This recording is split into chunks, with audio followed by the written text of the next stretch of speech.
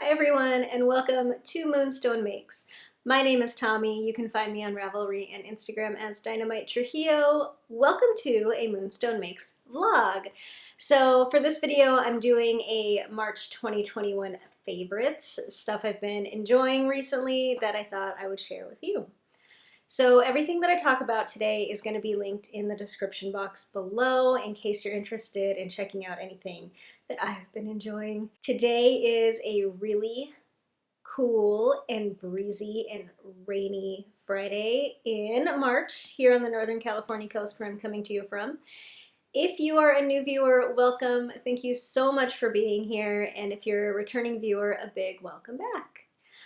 So let's get right into the things I want to talk about today. I've got some books, some movies, some food stuff, and a new toy and a new hobby to talk about. So I'm going to start out with books. The book that I am currently reading that is super great, that I am loving so much, is called The Mission. It's by David W. Brown. And it's actually, it's got, what do you call those, a subtitle? That's very long, and I'm going to read it to you. So this book is called The Mission, or How a Disciple of Carl Sagan, an ex-motocross racer, a Texas Tea Party congressman, the world's worst typewriter saleswoman, California mountain people, and an anonymous NASA functionary went to war with Mars, survived an insurgency at Saturn, traded blows with Washington, and stole a ride on an Alabama moon rocket to send a space robot to Jupiter in search of the second Garden of Eden at the bottom of an alien ocean inside of an ice world called Europa. A true story. So this is a book about space exploration. It's a nonfiction book, and it's kind of a history of how we got to a point where we're at now in the exploration of one of Jupiter's moons called Europa. And Europa is cool because it has an ocean. It's got a very thick layer of ice around it, and deep under that layer of ice is an ocean, which means water, which means potential forms of life.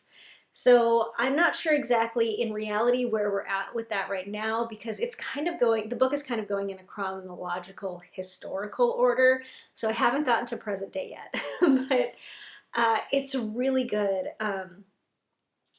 If you look at the premise, it seems a little dry. It's pretty much, it encompasses a long history of space travel, of scientific research and exploration and study of space, of planets, of moons, and a lot of that in terms of the history that I'm reading in this book has to do with people on Earth, administration stuff, political stuff, the inner workings of NASA and JPL, which all feel a little dry when you explain it like that, but this author has made it into a really intriguing and entertaining and oftentimes funny story.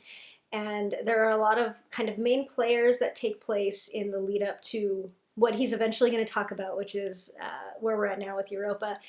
And he kind of takes all of these people, and through lots of interviews and research, he makes them into really interesting characters with their own histories. And he's a really great storyteller. So he's taking a lot of this dry administrative history and making it really interesting and fun to read.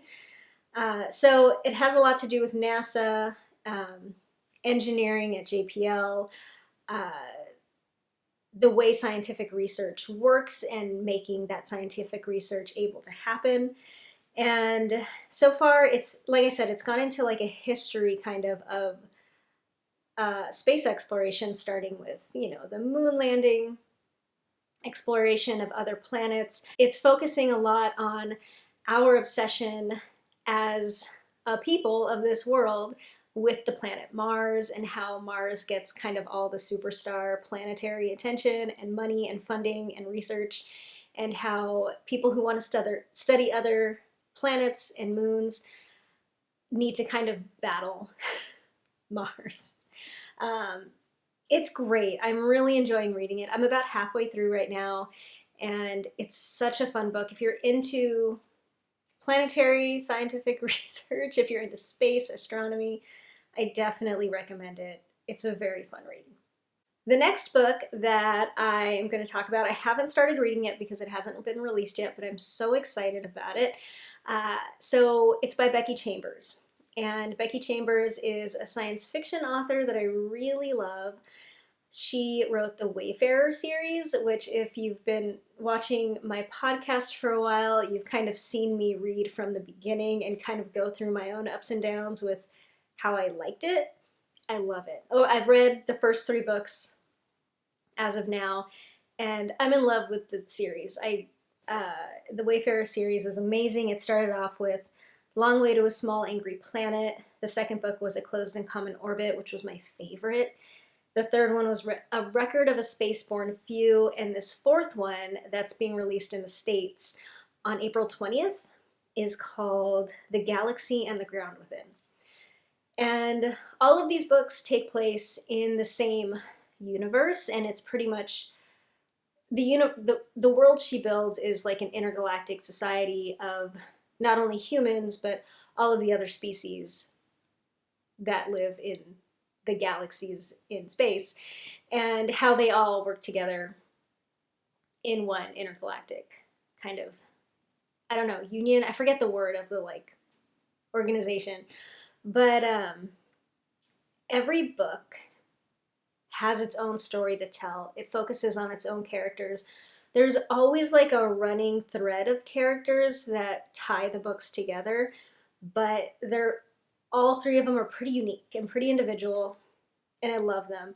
And they're kind of, the common theme of them is like really fun and interesting space travel, adventure, stuff like that, but also a lot of down to earth or down to planet, like people stories, you know what I mean? The character development's so good in her books. The stories are great. I just love them. And so I'm very excited for this 4th one to come out. I don't know what it's going to be about yet. Like I said, they're all kind of different, so I'm very excited to see what it's going to be about. A commenter on my last video told me that she is currently reading the 4th book, and she's in the UK, so it's been released in other places, at least as of now, but I have it on pre-order, so I have a little bit to go before I can read it, but I'm very excited.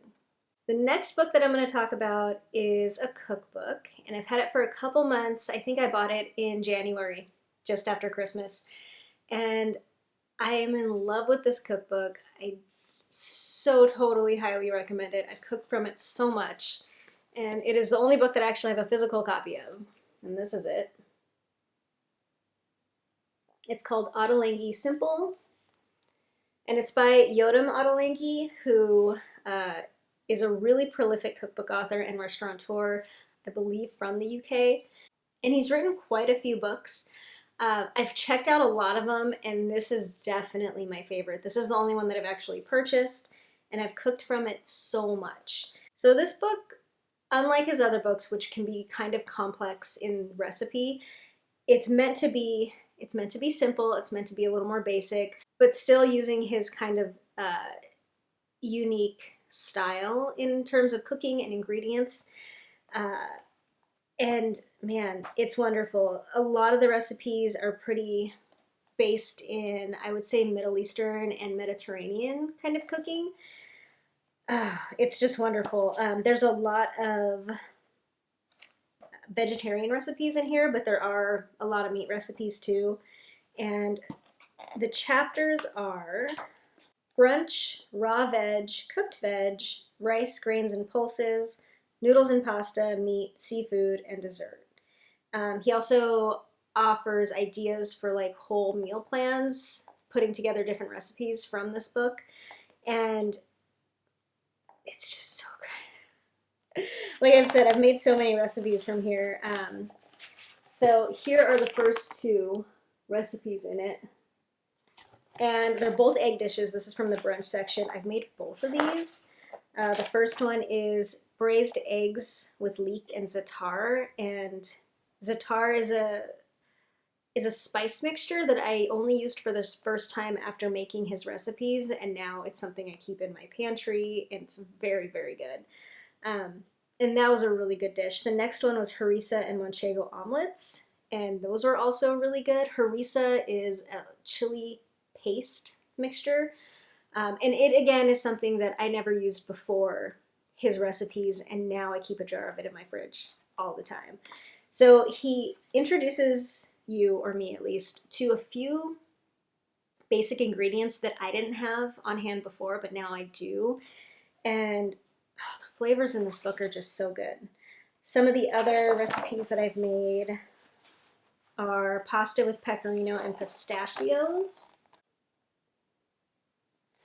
And even on the back of the book, like, I've made all three of these recipes. So that's the braised eggs. This is a pasta dish with the harissa, and then this is a plum cake. And there's a lot of lamb dishes in the meat section, which I really love. I love ground lamb. There's lamb meatballs that are really good. This was one of the first recipes that I made out of this book. It's baked rice with confit tomatoes and garlic. And that was kind of a mind-blowing rice dish, which is like kind of crazy. And I made that with the chicken marbella, which is a roasted chicken dish that calls for things like dates and date molasses. So it's just a really amazing book. Nothing is too complicated in here. There are some ingredients that are not quite common in the States, but are really easy to get if you have the right grocery store or go on the internet. And for me, they've become not like everyday staples, but like every couple week staples. So definitely worth getting and keeping in my pantry. So I love this book. Do you like it? Do you have this book or one of his cookbooks? I would love to hear, if you're into Yoda Ottolenghi's cooking, what some of your favorite recipes are. A lot of his recipes are also available on his website. Like a ton of them are just available for free on his website. So that's worth checking out too. So that is it for books. And the next thing that I want to talk about a little bit is another favorite that has to do with food and beverages. And it's my current renewed obsession with cold brew coffee. So I love cold brew coffee. I love making it at home. I love coffee in general. I'm a huge coffee person. I am in love with coffee. And kind of half the year I do cold brew every day, and the other half of the year I do like a pour over hot brew. And I'm starting to transition from my pour over hot brew every day into cold brew again. And so that's just been amazing. I always kind of forget how much I love cold brew coffee, but it's just not something I want to drink in the winter all that often. So what I do is I buy whole coffee beans and I grind them. So I'll grind 85 grams of coffee beans. And if you don't have a scale, that ends up being about a cup of coffee grounds. And I just put that in a giant mason jar with, not like one of the pint mason jars, but like one of the like really big ones. I put that in a mason jar with 1,000 grams of water, which is about 4 cups of water. And I just pour it over, give it a little swirl, put a lid on, and I let it sit for 12 to 15 hours. So I'll put it on like in the morning and then strain it at night, or put it on at night and strain it in the morning. And once it has sat for that amount of time, I strain it through my pour over coffee maker, which is what I use for hot pour over coffee. And it's this setup. So this is my main coffee maker, and it's a Melita, I think. Made in Holland. I don't know what brand it is. It's just a really cheap, like, plastic, not quite conical, but it's the kind that has the flat bottom pour over coffee maker. And I use a reusable, I need to get a new one. A plastic piece just fell off of it. I use a reusable coffee filter. So this is made out of cloth. And when I got it, it was this color, but it becomes coffee colored with time. So I bought this at my local grocery store as well, and it came in a 2-pack for like $8 or something. And instead of using paper filters, I use this every single day. And after every use, I just throw them in my laundry and I wash them and dry them in the washer and dryer. And it works great for me. I love cloth coffee filters so much. So this is what I normally use for regular hot brew pour over coffee, and it's what I use to strain out my cold brew too. So after it's been sitting for 12 to 15 hours, I just pour the whole jar in here. I strain out the coffee into another regular size, like bigger mason jar, and I keep it in the fridge. And one batch of that size will last me like probably 2 or 3 days. I usually have like 2 cups of coffee a day. And right now I am about 6 months pregnant, so I have switched to mostly decaf. What I do is I mix decaf coffee beans with, I don't really measure, I just eyeball it, but it's probably about 10% of regular coffee beans, and that's what I use. So I've been definitely getting back into cold brew, and I love it. It's just so yummy. And the way I drink it is, so that style of cold brew making, coffee making, gets you a pretty strong cold brew coffee. Some people would call it a concentrate, but it's a really good strength for me because I really like strong coffee. So I just pour that straight into my cup, and I add more milk than you would normally add to regular coffee, I would say. Not quite half coffee, half milk, but probably like half coffee to a little more than half coffee to a little less than half of milk, and then some ice. And I've just been really enjoying that lately. I love it. It's so good. And speaking of these cloth filters, I bought some new ones. These ones I got on Amazon. And with cloth filters, you can buy them specifically for different styles of coffee maker. This one I got to go with my Chemex, which is this. So this is my Chemex coffee maker. It is the same concept as this, except it's like this like really fancy, beautiful, all-in-one glass contraption. And you put a big filter up here and your coffee grounds in it, and you pour your hot water over and it collects in the bottom, and then you take your coffee grounds out. So I've had this for a very long time. Years and years ago, this was my main coffee maker instead of this. This has become more practical for like single, double cup coffee making, but I used to drink a lot more coffee than I do now, so I used to fill this thing up every day and drink it all. But also the filters that go with this, that work well with this, are made by Chemex. They're very big and sturdy and expensive, and they're paper. And I stopped wanting to buy them because I stopped kind of wanting to use paper filters, and so that was kind of part of it too. But I recently discovered that you can get cloth filters for Chemex, so I got a couple just to kind of try to start using this again every once in a while. So I'm pretty excited about that. I haven't tried this yet, which is why it's still very nice and light and creamy colored rather than coffee stained colored. So I'm excited to give this a go again. Next time I make hot coffee, I'll probably use this.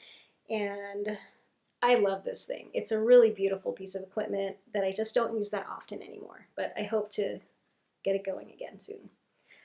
And then speaking of coffee, a YouTube channel that I have recently become pretty obsessed with is David Hoffmann's YouTube channel. He's a coffee person. He's like, I don't know, he's like a barista of the world champion, something, I don't know, but he's like a really highly respected coffee guy. And he's got a YouTube channel that I just love, and he does a lot of technique videos, a lot of reviews, but he talks a lot about like espresso, and his favorite method of coffee brewing other than espresso is pour over coffee, which just, I love pour over coffee. Like hand pour over coffee, where you pour a kettle of boiling water over your coffee. And yeah, I've just been really enjoying his channel. He's British, and he has the most wonderful accent. He kind of reminds me of watching a cross between, what's his name? Steve Buscemi. He kind of, to me, looks like Steve Buscemi, who I love. He kind of looks like Steve Buscemi, but I feel like he kind of talks like Hugh Fernsley Whittingstall, who is a British like food and farming television guy. And I am in love with both of those people, so I really like watching this guy's videos. They're all very like enabling in like a horrible way because I just want to buy stuff after I watch his videos, which like isn't great. But I haven't really yet, except for this, which I didn't get from him. I've always used these, but I'm just like super into researching coffee stuff right now too. So check his videos out if you're interested in coffee. He's just really fun to watch too. I like him a lot. Okay, next I'm going to talk about a movie that I watched last week called Nomadland, and I loved it. It was so good. So it's called Nomadland, and the director is Chloe Zhao, and the movie is with Frances McDormand. She plays the main character, Fern, and it's based on a book by Jessica Bruder, and I have not read the book, but I want to now, I think. So it's just really good. The movie is about a woman who follows this way of life, which is nomadic. There's a whole movement which I wasn't really previously aware of, and it's kind of one of its leading speaker people. His name is Bob Wells, and he makes YouTube videos, I think. I've heard. I haven't actually seen him. But so the lifestyle is like pretty much geared towards retiree age people who have lived their lives working and are pretty much no longer valued in our society and aren't really offered the jobs that they once had anymore. And it's about people finding I guess, refinding their own independence as adults. And it's about living out of your vehicle and traveling, pretty much. So living out of vans, RVs, campers, stuff like that, and just traveling around. And in some cases, like in the case of the character in the movie, looking for and having temporary work along the way. So the character in the movie, she had lived much of her life in a company town with her husband who worked for that company. Her husband, at some point prior to the movie, passed away and his company shut down. So the company town shut down and was just abandoned. So she was left without a house and on her own. Her husband was gone.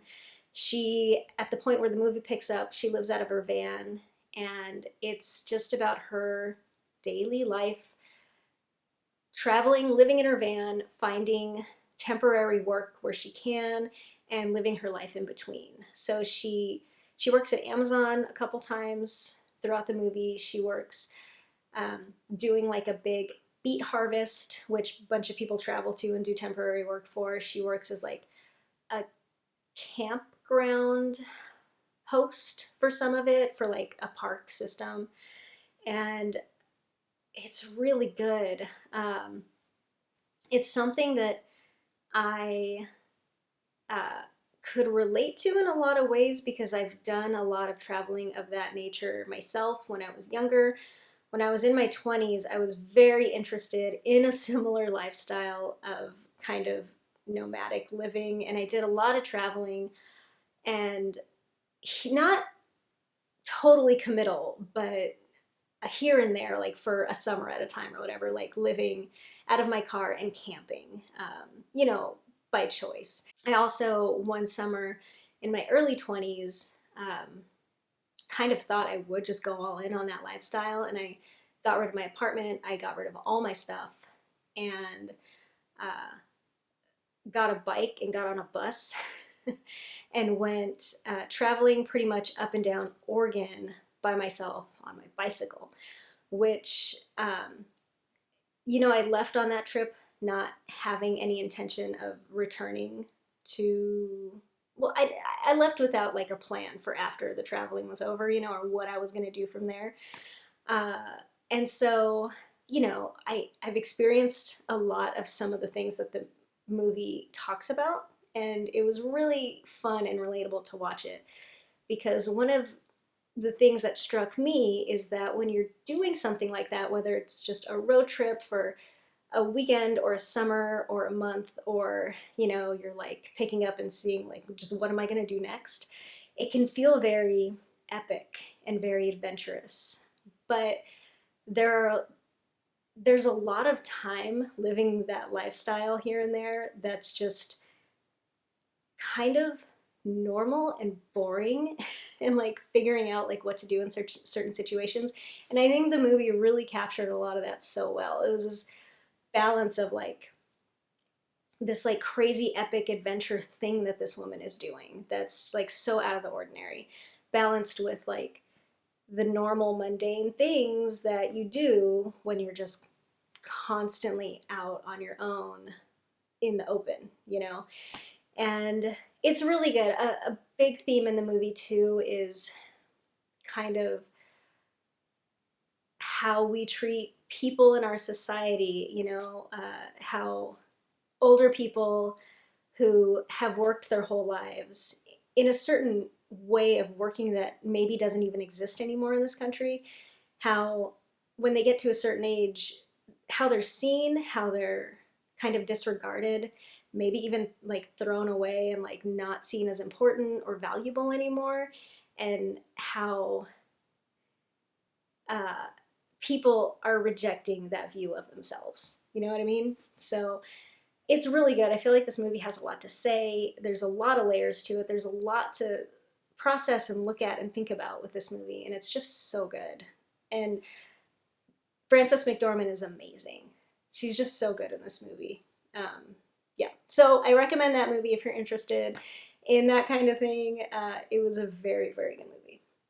Okay, the last thing that I have to talk about is my exciting and fun new toy and hobby. It's that I got a new camera. So I'm recording on it right now, and it's the Canon M6 Mark II, which is a mirrorless camera, and I'm very excited about it. I bought it a couple weeks ago, and I've been playing with it so much. I've been kind of recording test videos on it, and it's what I'm going to be using for my YouTube videos from here on out. And I've been taking a lot of pictures. I've been kind of getting back into photography a little bit, and it's so much fun. So I got the camera itself, and like I said, it's a mirrorless camera. I just got the body without the kit lens, and I bought 2 extra lenses to go with it. So the first one that I got is what's on the camera right now, and it's what I plan to use for recording my YouTube videos from here on out. And it's a 22mm lens, and it's great. I love it. It's kind of the main one that I've been using to just take photos as well. It's a really great lens. It goes down to a 2.0 f-stop, which is really nice. And the other lens that I got is a 50mm lens. And the way this camera works is a little weird because of the type of camera that it is. It's a mirrorless camera. It's a little bit smaller and more compact. It doesn't like just take all Canon lenses. It takes the ones that are made for this specific type of camera. But you can't get an adapter. So the 22mm lens was made for this camera, and it fits fine. But the 50mm lens that I wanted, which is a really popular lens, it's known as a Nifty 50, which is a fantastic name. It's an inexpensive lens that people really love, and I'm really loving it too. But for that I needed an adapter, which was fine because you can get adapters pretty cheap if you don't go with like the name brand. So I got this adapter. It's a Viltrox. And it looks like a lens, but there's no mechanism in here. It's just a fitting. So this part fits on my camera. This part fits the lenses that wouldn't normally fit on my camera. So this is my Nifty 50. And it's just a little lens. It's pretty compact. It's pretty small and light. 50mm, and it goes down to 1.8 f-stop, which is really fun to play with. So the lower the f-stop your lens goes, the better you can get distance between your subject and the background, which essentially means your subject can be nice and crisp and clear and your background can be super blurry, which is just a cool effect. So I've been playing with that. It's very exciting. And the other kind of attachments that I got to go with my camera for recording, in case you're interested, is I got an external microphone, and it's the really tiny Rode microphone. It's the Rode Video Micro Compact microphone. And to mount that onto my camera while still being able to use the flip-up screen while I record, I got what's called a SmallRig cold shoe plate. And it's just a tiny little metal plate that screws onto the bottom of my camera that lets the microphone be mounted to the side. So that's what I'm recording on now, and that's what I plan to record on in the future. And I'm very excited to like upgrade my equipment for the YouTube channel. It's really fun to just kind of dive into that kind of stuff. I'm kind of geeking out over it. So that's been really fun. It's been really great too to get into photography, which is something I've been in and out of like my whole semi-adult life. I started out really getting into photography when I was in high school. I got an SLR camera, and it was a Canon Rebel. I played a lot with that, but never really learned that much about manual settings. Even though I took like three photography classes in high school, it never really clicked like how to practically use those settings in my photography. So I always just kept it on auto mode, and it never really went too far. And since then, I had a long time ago gotten a DSLR, which is a digital version. And those are really nice cameras, but it was also a Canon Rebel. And I still just kept it on auto all the time. Like I've always understood conceptually the whole exposure triangle thing and like how different elements of photography work together in terms of exposure. But it's never clicked with me like how to actually practically use those settings on a camera. But it is starting to click now, and it's really exciting and really fun. What I did was I found my favorite knitting YouTuber who is sponsored by Skillshare. I clicked her link to try to support her, and I got the free 2-week trial. And after that's over, I'm canceling it. But I got the free 2-week trial of Skillshare, and I took one of the courses, which was really nice. It was some kind of fundamentals of like manual setting photography or something like that. I'll link it below. But I watched that, and I watched it on like 1.5 speed. So it went by really fast, and it was like a nice quick thing to watch. And just the way this guy described it, as opposed to like my high school photography teachers and stuff, it finally clicked, like how to actually use my manual settings, my shutter speed, my f-stop, my ISO. I think it's finally starting to like sink in. So I'm having a lot of fun experimenting with that on this camera, and it's really great. And kind of going off of that, I thought I would show you my YouTube channel's recording history in case that's of interest to anybody. So I started this YouTube channel, I don't know how many years ago. I'll have to look up the date on my first episode, but I'm guessing 6 years ago? I don't know, that's my guess. And for my first few episodes, I recorded completely on my computer. I have a MacBook Air, and I had one back then too. And so the MacBook Air has a little like webcam built into it and a microphone built into it. And I think just using QuickTime, I just hit record and sat in front of my computer and recorded that way. And the quality was pretty low, I would say, but I did it. You know, it was a good way to just like get a podcast out there because I wanted to try it. And so for my first few episodes, that's what I did. I pretty quickly, though, upgraded to an external webcam and microphone, and I still have those. So for a while, this is what I was using to record my podcast. And that's back when it was called Scroll Pie Productions. So this is my external webcam that I haven't used since I stopped using it. It's a Logitech HD 1080. So I don't even know if these are still available. Probably some version of them are still available.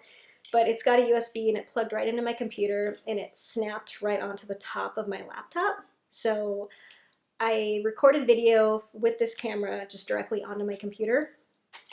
And I used this beast for my microphone. This is a blue Snowball microphone. And this again just plugs right into my computer and the sound goes right along with the video. So it's a pretty cute little setup.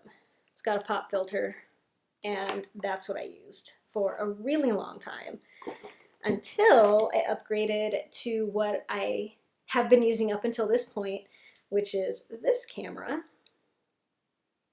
And this is a point and shoot. It's a Canon PowerShot G7X Mark II. So I don't know like too much about cameras, but pretty much what I think is correct is that there are like kind of three main types of digital cameras. There's a point and shoot, which is what this is. There's a mirrorless, which is what I now have that I'm recording on now. And then there are DSLRs, which are, you know, the next step up.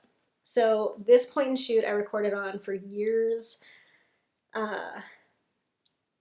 I recorded this podcast on it for years and it has been so good. This is a really great camera. And I'm only upgrading just because it seemed really fun to upgrade. So, but this has been amazing. It's really light. It has like a flip up screen and it has an internal microphone. So there's like no attachments or anything. It's just the camera that I used when I was recording. And I always thought my sound quality was fine. But I think hopefully it'll be a little better with my current camera and its external microphone. But I've always loved this, but this is what I was recording on up until now. And the software that I've always used to edit all of my videos ever since the very beginning is iMovie. And iMovie is just the native movie editor that comes with MacBook Airs, at least probably all Macs, I don't know. But I've always used that. It's really basic, but it's really easy to use once you actually take the time to figure it out, because it did take me a while to figure it out. But now that I kind of know how to use it, it's very simple, very easy to use. And yeah, so I just upgraded from that point and shoot to my mirrorless. I'm kind of in love with it, so we'll see how this goes. I'm still kind of playing with the video settings, so I'm sure stuff will progress over time and hopefully get better. And you know, I know quality isn't like the end all be all of for people in YouTube videos, especially knitting podcasts. Like some of the best podcasts are on, you know, people's phones or computers, or like where the quality isn't necessarily the focus, you know what I mean? But it's just been really fun. Like I said, I've kind of been geeking out on it, and I've been having a really good time actually taking pictures and experimenting with all the different modes and manual settings and stuff. And I mean, they're mostly like mom pictures of my daughter, which, you know, I'm hoping to expand.